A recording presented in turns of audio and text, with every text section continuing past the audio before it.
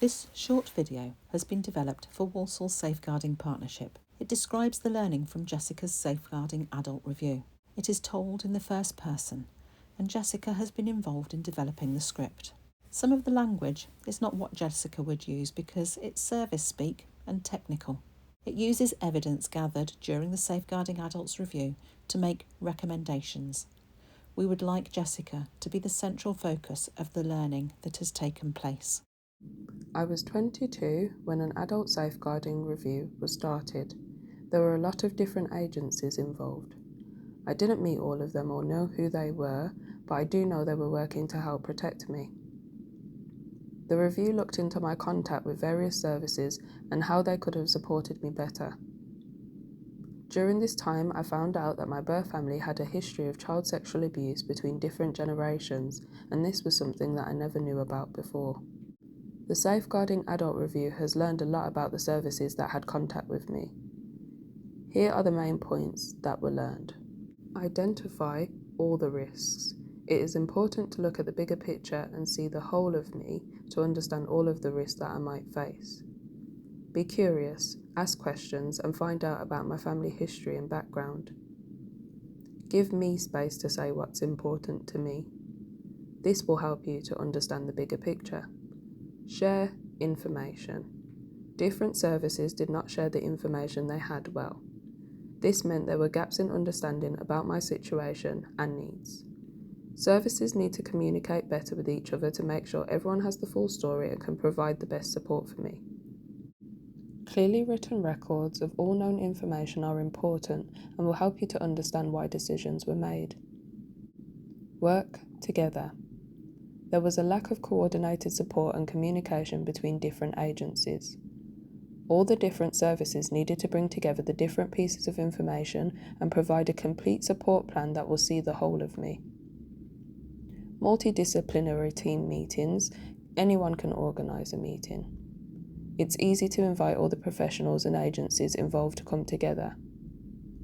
It's important to hold regular meetings to make sure everyone is aware of each other's role and the support being provided. Assess abilities thoroughly. If you're concerned about someone's ability to care for a child, you must do a detailed assessment to make sure the right support is in place. There was not enough formal assessment of my ability to care for my baby, despite concerns about my learning difficulties and ability to understand trauma. Professionals should be trained in trauma-informed care to understand how past and present experiences can affect mental health and cognitive abilities. My poor mental health was probably affected by childhood experiences as well as what happened to me more recently.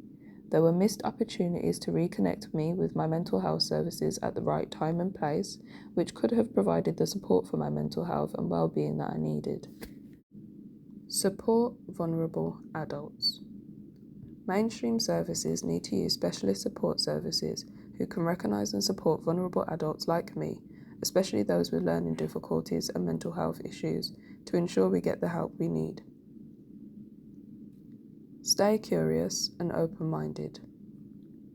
Professionals should always be curious and open-minded to fully understand the situation and the risks involved. For example, offers of early help were turned down without further exploration or assessment of my support needs and my family's ability to provide good support. Provide timely support. When someone needs emergency accommodation or other urgent support, it should be provided quickly and appropriately. Delays in providing emergency accommodation and support led to me being placed in a hotel over Christmas rather than a more suitable supported living arrangement. Learn from mistakes. It's important to learn from missed opportunities and improve practices to make sure others don't go through the same struggles that I did. My name is Jessica and I am a survivor. I'm being strong and staying positive. I want to share my story to help other people. These are things that you need to know and could do now. I needed to be able to trust you before I could speak to you. You should share information about support that will help people open up and talk if they're struggling. There should be leaflets that are easy to read and that have a phone number on. They should be displayed at the doctors, in hospitals, at colleges, and in bus stations. You could start by wording information better so that we can understand. You should show me how to do things, not just talk about it. Break it down into chunks so that I can understand.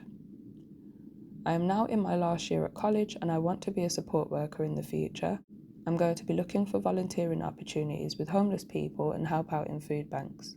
I'm keeping going to help other people and I'm doing it for my baby.